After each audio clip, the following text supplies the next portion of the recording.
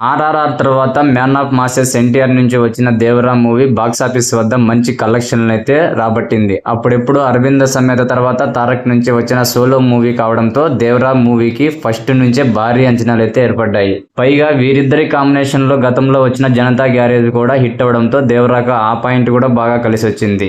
భారీ అంచనాల మధ్య రిలీజ్ అయిన దేవరాకు టాక్ పరంగా మిక్స్డ్ టాక్ వచ్చింది, కానీ కలెక్షన్లు మాత్రం భారీగానే వచ్చాయి. అయితే దేవరా స్టోరీ చాలా పెద్దదని, దాన్ని ఒక్క మూవీలో చెప్పడం వీలవదని దేవరాను 2 భాగాలుగా చేసి దేవరా 1, 2గా దేవరా 1, దేవరా 2గా రిలీజ్ చేస్తామని డైరెక్టర్ ముందే అనౌన్స్ చేసి లాస్ట్ ఇయర్ దేవరా 1 రిలీజ్ అయ్యి ఫ్యాన్స్ ను బాగా సాటిస్ఫై చేసింది. అయితే దేవరా మూవీలో కంటే దేవరా 2లోనే స్టోరీ ఎక్కువ ఉండడంతో దేవరా 2 పై అంచనాలు భారీగా అయితే పెరిగాయి.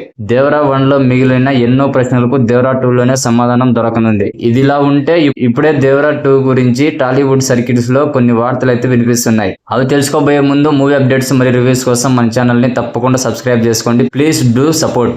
దేవరా 2లో మరో హీరోయిన్ ని తీసుకొని రావాలని కొరటాల భావిస్తున్నట్లు తెలుస్తోంది. దేవరా 1 కోసం ఆల్రెడీ బాలీవుడ్ భామ జాన్వీ కపూర్ ను ఈ రంగంలోకి దింపిన కొరటాల ఇప్పుడు దేవరా 2 కోసం మరో హీరోయిన్ ను తీసుకోవాలని అనుకుంటున్నాడంట. ఆ హీరోయిన్ మరెవరో కాదు, ప్రియాంక చోప్రా.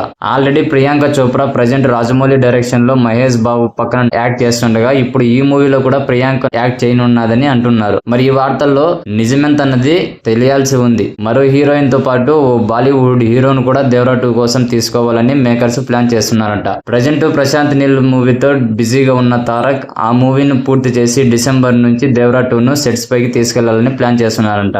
దీనిపై మీ ఒపీనియన్ ని కామెంట్ సెక్షన్ లో కామెంట్ చేయండి. అలాగే మూవీ అప్డేట్స్ మరియు రివ్యూస్ కోసం మన ఛానల్ ని తప్పకుండా సబ్స్క్రైబ్ చేసుకోండి.